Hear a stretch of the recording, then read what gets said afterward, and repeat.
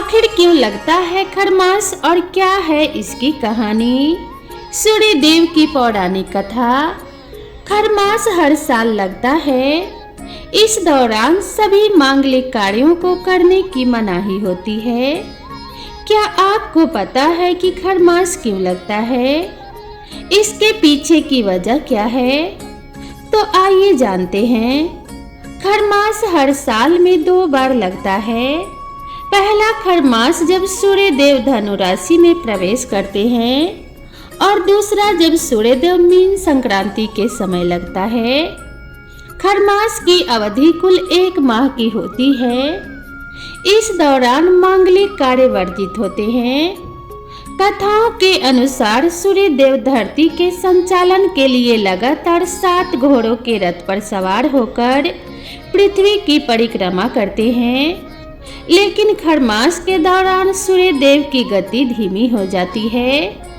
आइए जानते हैं कि आखिर ऐसा क्यों होता है और इसके पीछे क्या कहानी है।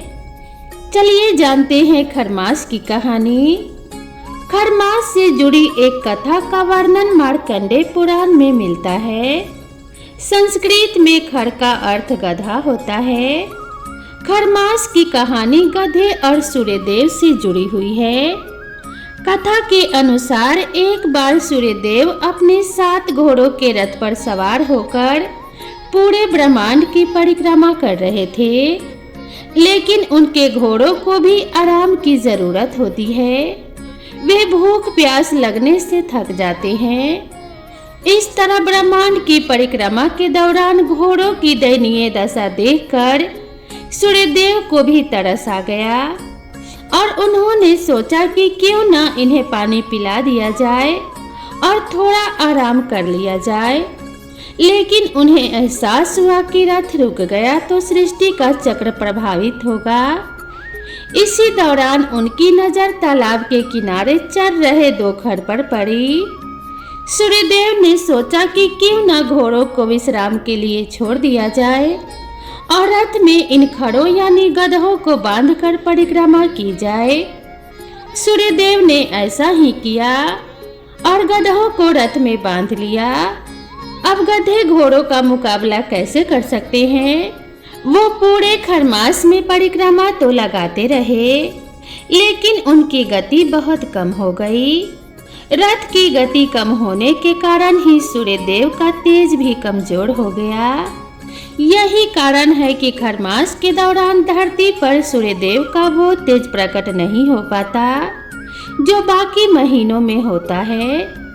इसके बाद मकर संक्रांति आते ही मौसम बदलता है और फिर से वही ऊर्जावान सूर्यदेव धरती पर प्रकट होते हैं।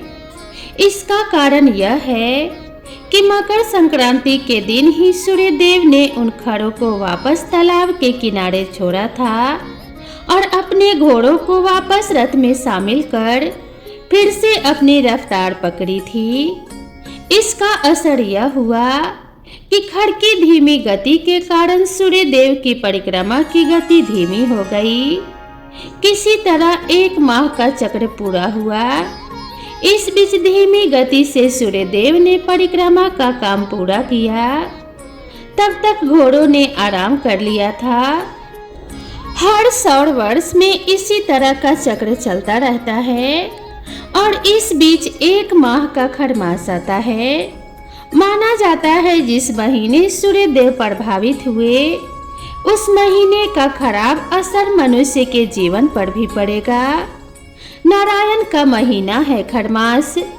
देव गुरु की दिव्यता से संपन्न यह महीना आध्यात्मिक रूप से स्वयं को संपन्न व उन्नत बनाता है। इससे ऋषियों ने खरमास इसलिए नाम दिया क्योंकि इस कालखंड में प्राकृतिक ऊर्जा से इंद्रिय निग्रह में सहयोग मिलता है। चित्त सांसारिक वैरागी की ओर सहज उन्मुख होता है।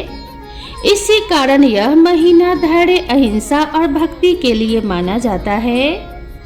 इसीलिए इसे नारायण का महीना कहते हैं।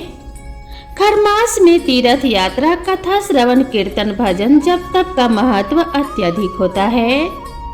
खरमास में ये काम करने चाहिए सूर्य देव और भगवान विष्णु की पूजा करनी चाहिए।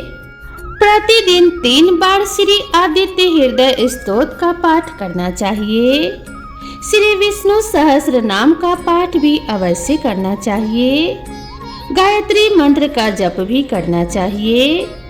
अन्न वस्त्र धन और अन्य वस्तुओं का दान करना चाहिए और साथ में ही तीर्थ यात्रा भी जरूर करनी चाहिए। पिता का प्रतिदिन चरण स्पर्श कर आशीर्वाद प्राप्त करना चाहिए। गुरु का आशीर्वाद लेना चाहिए। धार्मिक ग्रंथों का पाठ और साधना भी करनी चाहिए। व्रत और ध्यान करना चाहिए। खरमास के दौरान इन कामों से बचना चाहिए। तामसिक भोजन जैसे लहसुन प्याज और मांस मदिरा का सेवन नहीं करना चाहिए। मुंडन छेदन गृह प्रवेश जनेऊ शादी विवाह जैसे काम नहीं करने चाहिए। नया वाहन घर प्लाट रत्न आभूषण और वस्त्र आदि नहीं खरीदने चाहिए। नव विवाहित कपल को संसर्ग नहीं करना चाहिए। घरेलू और पारंपरिक शुभ कार्य की चर्चा नहीं करनी चाहिए। अगर चाहते हैं तरक्की हो तो खरमास में राशि अनुसार इन चीजों का दान वर्ष में खरमास 2 बार लगता है, तो इस समय जरूर करना चाहिए। इस बार दूसरे खरमास की शुरुआत 15 दिसंबर से हो चुकी है। इसी दिन धनु संक्रांति का पर्व मनाया जाता है। खरमास की शुरुआत के बाद शुभ मांगलिक कार्य नहीं किए जाएंगे। इस दौरान सूर्य देव और श्री हरि की पूजा करने से कारोबार में वृद्धि होती है। साथ ही राशि अनुसार दान करने से धन लाभ के योग बनते हैं। खरमास की शुरुआत हो चुकी है। खरमास में मांगलिक कार्य नहीं किए जाते हैं। इस दौरान विशेष चीजों का दान करना चाहिए। सनातन धर्म में खरमास की अवधि का विशेष महत्व है। इस दौरान जातक सूर्य देव और जगत के पालनहार भगवान विष्णु की विधि पूर्वक उपासना करते हैं। साथ ही जीवन में सफलता प्राप्ति के लिए कई तरह के उपाय करते हैं, जिससे उन्हें सुख समृद्धि की प्राप्ति होती है। खरमास 1 महीने तक रहता है। खरमास के शुरुआत के पहले दिन धनु संक्रांति मनाई जाती है। जब सूर्य वृश्चिक से धनु राशि में गोचर करते हैं, तो इस दिन को धनु संक्रांति के रूप में भी मनाया जाता है। अगर आप सूर्य देव और भगवान विष्णु की कृपा प्राप्त करना चाहते हैं, तो खरमास में राशि अनुसार दान जरूर करें। इससे जातक के जीवन में खुशियों का आगमन होता है। साथ ही रुके हुए काम भी पूरे हो जाते हैं। ऐसे में आइए जानते हैं कि किस राशि के जातक को किस चीज का दान करना चाहिए और कौन सा दान उनके लिए फलदायी साबित होगा। पंचांग के अनुसार इस बार सूर्य देव धनु राशि में 15 दिसंबर को रात 10:19 पर गोचर कर चुके हैं। इसी दिन धनु संक्रांति मनाई गई। ऐसे में खरमास की शुरुआत 15 दिसंबर से हो चुकी है। इसका समापन अगले वर्ष 2025 में सूर्य देव मकर राशि में 14 जनवरी को प्रवेश करेंगे और इसी दिन खरमास का समापन होगा। खरमास में राशि अनुसार दान करें।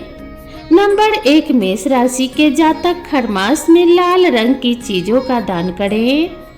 इससे पति पत्नी के रिश्ते मजबूत होंगे।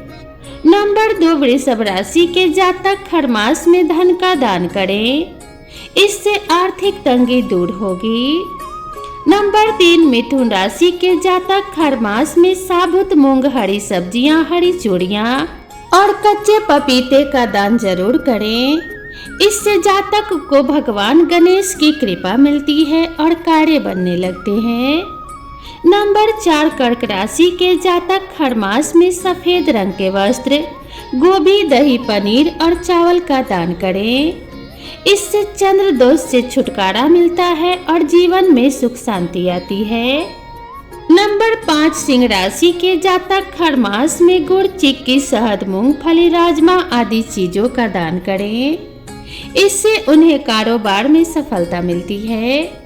नंबर 6 कन्या राशि के जातक हर मास में हरी पत्तेदार सब्जियों और हरे फल का दान करें। इससे उनके रुके हुए काम पूरे होते हैं। नंबर 7 तुला राशि के जातक हर मास में बतासे, मखाने, मशरूम, सलजम आदि चीजों का दान करें। इससे सुख समृद्धि में वृद्धि होती है। वृश्चिक राशि के जातक हर मास में लाल रंग के वस्त्र, अनार और शकरकंदी का दान करें। इससे वैवाहिक जीवन खुशहाल होता है। नंबर 9 धनु राशि के जातक हर मास में नींबू, केला, पपीता, चने की दाल, बेसन आदि चीजों का दान करें। इससे श्री हरि प्रसन्न होते हैं और सुख समृद्धि प्रदान करते हैं। नंबर 10 मकर राशि के जातक हर मास में काले तिल का दान करें। इससे शनि दोष की समस्या दूर होती है। नंबर 11 कुंभ राशि के जातक हर मास में मंदिर में झाड़ू का दान करें। साथ ही गरीबों को धन का दान करें। इससे घर में मां लक्ष्मी का आगमन होता है। नंबर 12 मीन राशि के जातक हर मास में मकई, पीली शिमला मिर्च, कद्दू आदि चीजों का दान करें। उपरोक्त जानकारी विभिन्न माध्यमों से आप तक पहुंचाई गई है, अतः उपयोगकर्ता इससे जानकारी समझकर ही ले। जय श्री कृष्णा दोस्तों, आप सभी को ये जानकारी और ये वीडियो कैसी लगी कृपया कमेंट करके ज़रूर बताएं। वीडियो पसंद आई हो तो वीडियो को एक लाइक ज़रूर करें और साथ ही मेरे चैनल पर पहली बार आए हैं तो चैनल को सब्सक्राइब करना ना भूलें। तो दोस्तों मिलते हैं इसी तरह की नई कथा और नई कहानी के साथ, तब तक के लिए नमस्कार।